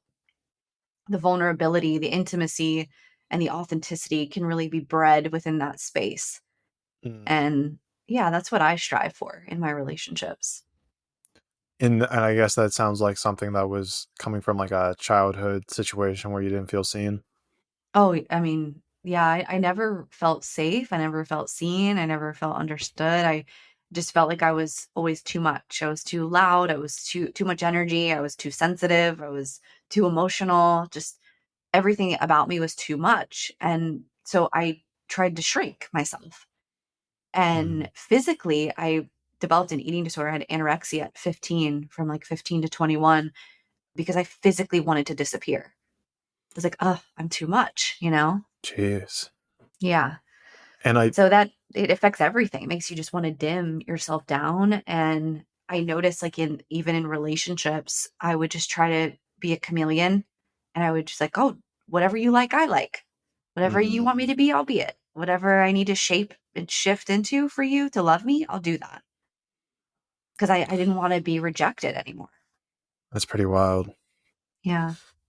That's pretty wild. And this is actually an interesting transition we could probably take here, because I know you recently started your own podcast with a friend of yours. Is her name Michaela? Did I get that? Michaela, yeah. Michaela. And I think in your most recent episode, I didn't fully listen to it, but you talked about your eating disorders and like your body. So we can use this as like a little transition into that podcast. So what, like, first of all, congratulations. Cause I also Thank was, you. because it was funny because I saw that you had started the podcast, and then I recently went back, I think today, to see to like get like refresher on it. And I saw that you had actually started a different podcast about 2 years ago. And I found it kind of comical because the very last episode that you uploaded on that was I manifested a breakup. And so Mhm. me mentally, I was like, oh, this is kind of funny because it's almost like symbolic with the podcast. Like Yeah. you broke up with your podcast as well. And so you're now doing this one. So what do you feel like is maybe the difference or any similarities between that original shot at creating a podcast and then now whenever you're creating a podcast? Yeah, I think that podcast, I was just in such a different headspace. I was just a completely different person. I mean, like I said, I think I was just really in my ego and during that phase of my life. And I had to kind of have all of that shattered in a way, and I had to rebuild and refine myself and come back to center. And so I took space from all of that really until it felt right. And I think the difference with this podcast with Michaela, it's called Alive. And the thing that I realized with her that I really enjoyed was our ability to have really authentic and genuine and raw conversations about the things that we were going through in our lives. And I craved that. I wanted to break out of that shell of all these masks that I was wearing, that I just craved like raw, authentic conversations so much. And I was like, I just don't want to hide anymore. I don't want to pretend. I don't want to be anything that I'm not. I just want to be myself. I want to be who I am. And I want to share that with the world. And I think that container of that podcast with her was probably the safest way for me to enter into that space. What do you think made it safe? Having another person there that receives you, and that's like the beautiful thing about our relationship and our connection. I think she really embodies the feminine so deeply. She's just a really soft feminine presence, and she grew up with parents that were therapists and had a very loving household and was modeled really loving behaviors. So she's kind of had this, not to say she doesn't have her challenges, but she had a very etheric kind of experience growing up where I feel like mine was really tormented. And we have two completely different perspectives on life.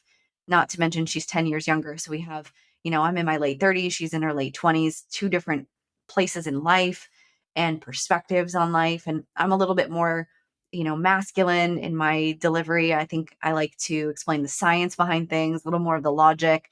So the blend is really beautiful. And I think for me to be able to share vulnerable things and open up and have it received by someone else on the other end that can take that and can also translate that through her own lens, I think it's a really beautiful combination of energies. And we're able to have this really holistic blend of perspectives that I think is powerful. That's cool. Have you how did you and Michaela meet? She was a client of mine. Oh, really? Yeah, so I worked with her for about 4 months, and it just ended up developing into a really beautiful friendship. And we realized that we had equal, like really similar visions for life and what we wanted to create with our businesses. And she does hypnotherapy, and I think that combining the hypnotherapy, the breath work, the visualization stuff for manifestation specifically is really powerful. So it works together very synergistically. That's cool. Yeah. That's cool. Have you kind of like looked at the energies or re-listened to your old podcast and been like, oh, like just feeling into it? Like what it like have you kind of gone back and listened and like compared it to who you are now?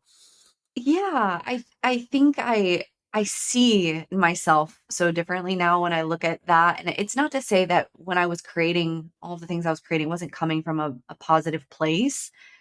Because it's always been in me to want to help people and to serve and do what I do. I think that um, I really had such a deep sense of inadequacy and insecurity and lacked confidence that I was kind of covering up. And I can see through that now.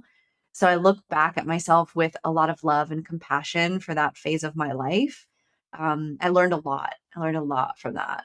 That's And cool. it just, for me, it just makes me want to be an even better person and to help people even more. Like I said, it's like we go through the darkness so that we can walk other people through it, I think. Right. So do you have any in talking about like helping people more, and we kind of briefly talked about this with like the dreams, and you were saying how some of your big dreams you want to kind of keep to yourself till they're like fully concreted in there. Are there any big dreams that are concreted in there that you want to share? Oh yeah. I mean, I launched an academy a couple years ago for manifestation. I called it Quantum Manifestation Academy, and I was doing like a 12-week group coaching program.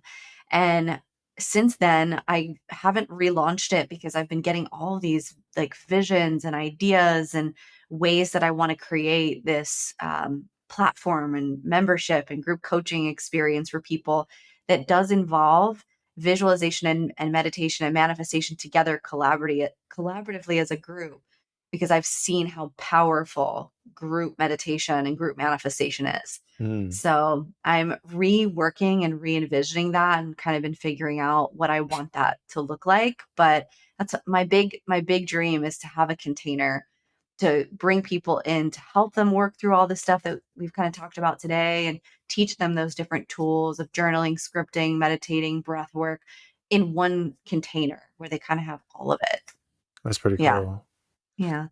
And be on stages. I'd love to be on stages doing events and being one-on-one with people. I find that when we're physically together, it's really, really healing and powerful, especially for women, to be seen by other women and have it not be comparison and judgment, all that. I think that women can really heal in a space where they're seen and held. So So retreats too. yeah, have you done coaching that's like online? I mean, obviously online, but versus like in person, and you're able to you've seen the difference between those sessions? Yeah, I did a retreat back in Encinitas a few months ago, and just being in the room with these women and like being able to physically, hold them, hug them, be there for them while they're experiencing emotions, like that physical human connection, the eye to eye. I'm here for you, being in the same energy. I feel like, because I definitely see a difference versus like over Zoom. Mm, Yeah, you can feel the energy a little bit more. right.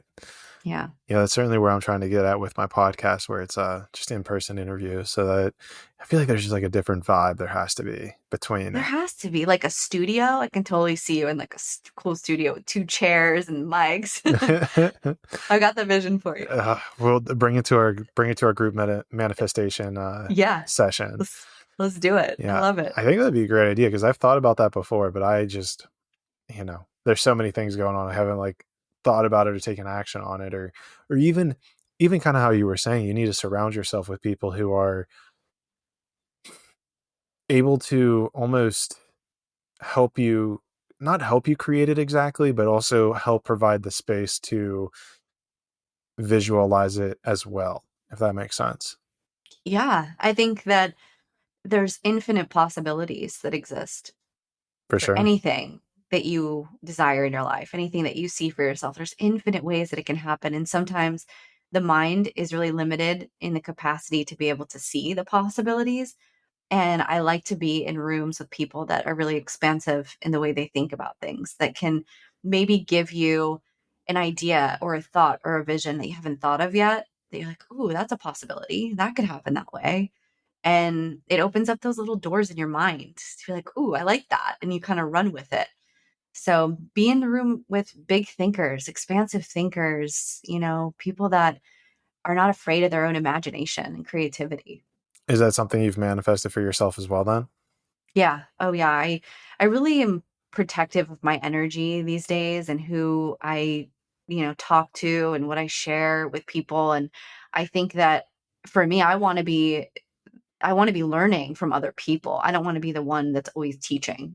I want to be around people that I'm inspired by. and that Mm. challenge me. I think that's healthy. I think that's how we grow and become more successful. Did you have any blocks whenever that came up? Whenever you were trying to visualize, being in a room of people who could help you, that could teach you, that could help you grow? Like, were there any common blocks that you felt come up whenever you were trying to visualize this future for yourself? Yeah, I mean, I think it's always the like, who am I to be in that room? What all those kind of self doubts Mm. creep in, the questions of, am I good enough? All those things. I think with anything that you try to aspire to go beyond your current reality to something greater, I think those fears naturally come up. I think Mm. there are people that are ridiculously successful and wealthy that still have those thoughts and still have those fears. And I think it's normal. It's not really about even pushing it away. It's about understanding it and inviting it in and soothing yourself in those moments and remembering, to validate your own self using affirmations, using positive self talk, reconstructing your own concept of yourself. These are all really powerful ways to kind of overcome that. Um, but yeah, it's never easy when you're going to the next level. I think your fear naturally comes up and you get better at moving into the fear and leaning into the fear because you've shown yourself time and time again that you can get through it. And that's what builds confidence in yourself to be able to take risks in your life. To just keep pursuing fear. Wow, that was really difficult for me to Yeah. say. Yeah. Keep pursuing the fear. Perseverance, Okay. right? Don't let fear stop you. Fear isn't there to stop you, it's there to make you pause and evaluate. In the fear, the survival part of ourselves, it is protecting you to some degree. You don't want to jump off of a cliff and kill yourself. The fear is real there.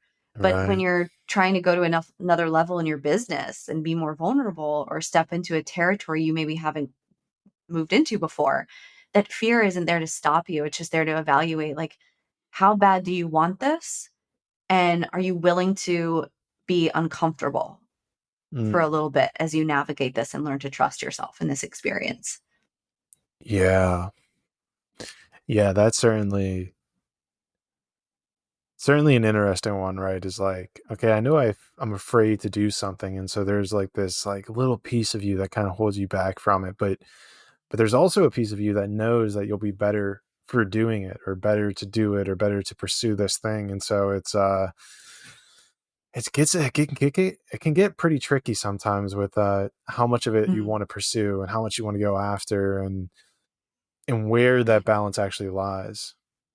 Yeah, you almost have to be more committed to the vision of like where you wanted to go than you are to the fear. And it's like, we're always trusting in something. It's just we're most of the time trusting in the worst thing that could possibly happen. And the likelihood of that than we are thinking about the great things that could happen to us. I don't know if you saw the lucky girl syndrome going around TikTok. No, I don't think so. It was just talking about how this one girl was like, I just believe that I'm lucky. I'm just lucky. Everywhere I go, great things happen to me. And that's kind of the mindset that I think is the what we want to adopt. We want to believe that good things happen to us. We want to believe that the universe is always looking out for us, and no matter what the situation is, it's always working in our favor. And I think that's an outlook. That's a perspective shift, that when you make that, then your life can start to reflect that to you. But you've got to adopt new belief systems that aren't rooted in fear. For sure. And lucky definitely seems like one that would take you closer to being able to get away from, or even like pursue things that you're afraid of. Like, oh, I'm afraid to do this, but it doesn't matter because I get lucky. Do you feel Hmm. like do you feel like the energy of, let's say, lucky or luck might pull away or detract from our own energy in some source, right? Because it feels a little bit disempowering in some way. And do you, Hmm. maybe not? What do you think?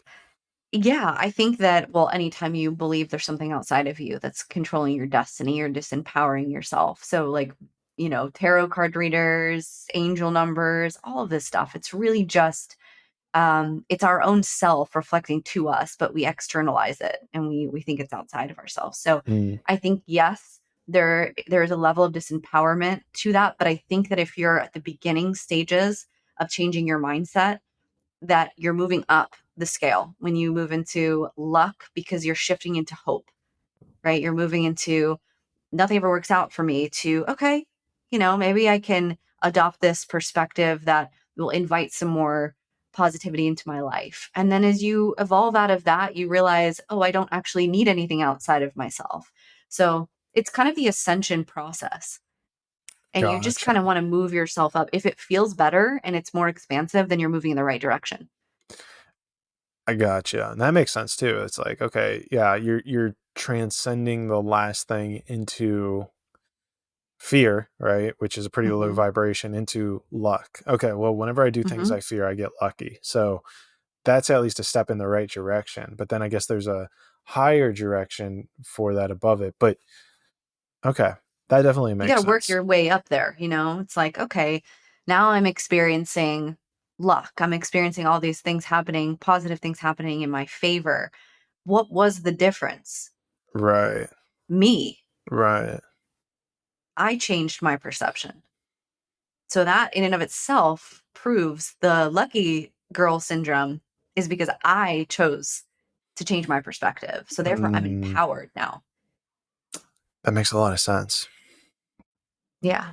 And I guess you get to that point once you get to the next stage. And then there's another stage after that. And always. Always another one. Yeah. And then after this life, we just go back to energy and experience different aspects of our consciousness in different forms. And I think the important thing really is to just not take all of this too seriously Mm. and to have a hell of a lot more fun and enjoy it. Seems like a common theme in my life, and Hmm. that keeps coming up, is like this energy of play and fun and not being so serious about it all. How Hmm. have you found any practices or exercises that have helped you with that? Yeah, I would say art was a really great tool for me to, number one, overcome my perfectionism. Okay. Because when you're making art, and for me, I just like love splattering it and like throwing it on a canvas. And there's just like something really freeing about not needing to have like lines and specific structure to it. But tapping into what that was for you as a child that made you feel free, that made you feel like yourself, like expressive. I think it's different for everybody, but I would say, yeah, art and dance movement for me has been really it's just free, letting your body just free flow with movement. It feels liberating. Okay. So tapping into whatever, like go back to childhood and try to tap into like what was it for you that made you just feel like you. And if it's playing in the sandbox, if it's coloring, if it's, singing, whatever that is for you, give yourself permission to do that. Do more of that Right. without judgment. Might need to go find a sandbox somewhere. Seriously though, I love making sandcastles. I miss the beach just for Yeah. that reason. Oh yeah, you're Yeah. like inland now. You're not even, there's no I beaches know. around. I've traded ocean for cactus. It's a different vibe. Are you in Phoenix or I'm in Scottsdale. you're in Scottsdale? Okay, so Yep. close. Yep. Yeah, that's an interesting one. It's been so, yeah, it's been really interesting. The energy here is so much different. My place in LA, I was like right on the ocean. So I'm like listening to the waves as I'm going to sleep. And it was just a very healing space. But I've always been an advocate for changing your environment and changing your scenery as often as you can, because I Mm, think that's really where we tap into creativity and inspiration. And seeing the same thing every day in the same environment, it makes you feel like you're really limited, and there's so much more to life and to the world than just that box that you put yourself in. right, and this is kind of interesting because I was just reading a book about like yogis from India, and they were talking about one guy who would he like didn't have any, like he wouldn't travel with any money and he wouldn't stay in a place more than a week, and it was kind of to practice like non-attachment, because like you're saying, like you get into a certain place and it's very like calm and cool and collected, and then if you're continuously kind of um lost my train of thought, but Switching it up, yeah, if moving you're, around. Yeah. yeah, because now you're no longer attached to even a city or a physical area, if you will, by that continuous movement. Yeah. It develops, I think, for me, resiliency, like energetic resiliency to adapt to change Okay. and to not need things to be fixed, and to just kind of recognize like how I navigate change. And it helps you to get to know yourself really well. It helps you to trust yourself when the outside reality gets disruptive or isn't the way that you want it to be, that you can maintain the inner core stability within yourself. And that will allow for you to make bigger changes in your life because you know that you can energetically handle that. You have the resiliency to adapt to it.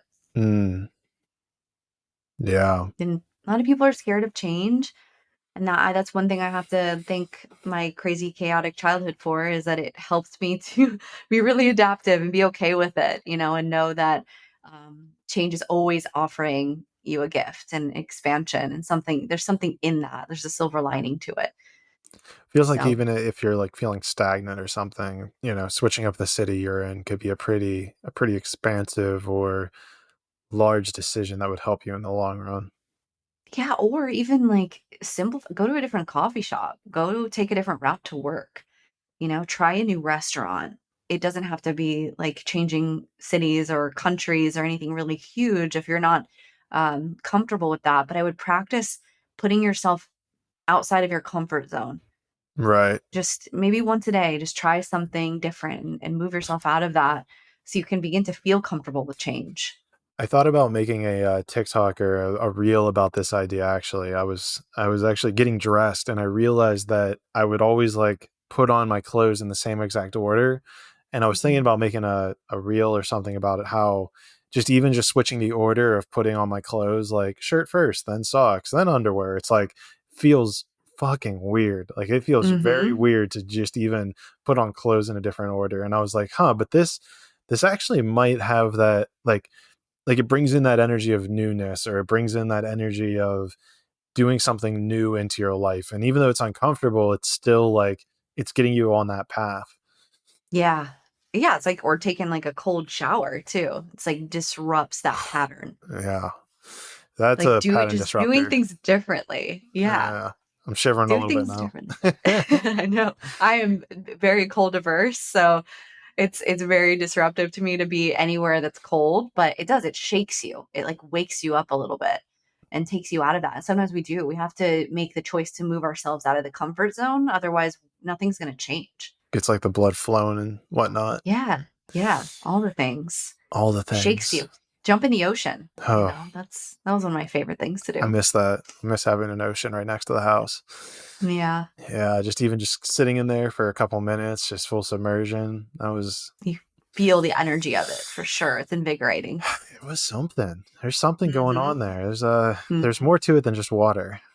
Oh yeah, it's vibration. Yeah, It's, that coming was in and how my out. whole TikTok went viral, was through uh talking about water and the vibration of water and how it affects us. Oh, So, really? mhm. There's something there. We're all connected by Mhm. water, so there's got to be something there. Yep, I agree. Well, Lindsay, I'm getting a poke in the back of my head that we should wrap this up. Is there anything else you wanted to talk about before we wrap it up? No, this has been a great conversation. I love it. I feel like it just, whenever we chat, it feels like it's very free flowing and natural. And I hope that this conversation helps somebody that's listening and maybe expanded their mind a little bit, and, is just poking at you to think about things in a different way. And yeah, I hope this was helpful. Well, I certainly know it's been helpful for me. I know I'm getting a lot of information out of it, so I appreciate you coming on, sharing your wisdom as always. And I would love to give you the floor for a little bit to plug any of your stuff. I know I have your links, so I'll put them in the show notes below. Feel free to reference those at will. So, yeah, this is your space to talk to the audience, encourage them to do something, check out your stuff. The floor is yours. Well, thank you. It's been so great to chat with you again. I really appreciate you having me on. And first of all, I just wanted to say kudos to you. Like, I've seen you grow incredibly over the last year and a Thank half or you. so. And I see you showing up every day and just putting your best out there. And I just think that you're doing amazing. And I wanted to say that first and foremost. I appreciate it. But yeah, like as far as what I'm creating, again, I'm creating a really, really powerful group coaching container that's going to be coming out probably in the next couple of months. So if you're interested, just go follow me on Instagram or TikTok. I'm going to have all the information over there if you want to join. I'm also doing a relaunch and a rebranding of my book. It's called the 369 Manifestation Journal. If you're new to manifestation, you're just kind of beginning to learn the process, it's a great resource and tool to help you just stay consistent with it and to learn visualization and breathing techniques and all of that. So that is out actually on Amazon now. It's also at Target and Barnes and Noble if you're interested.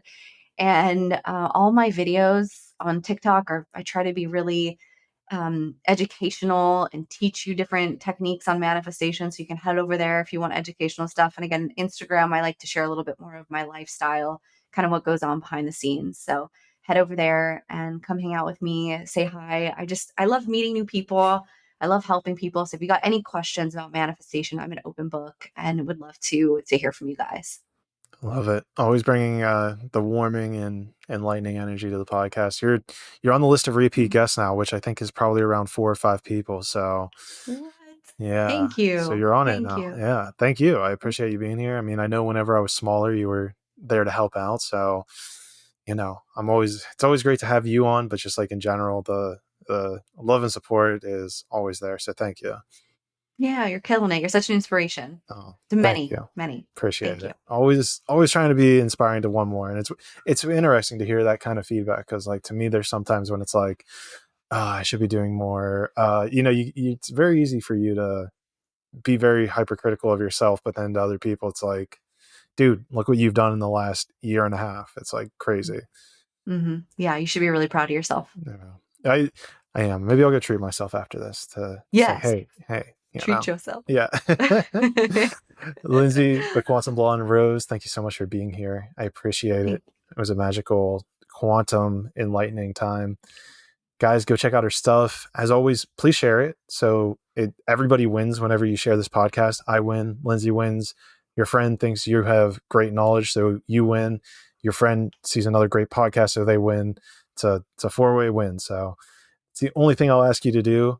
And if you don't, then I'll have to talk to you about it whenever we see each other in the 6th dimension.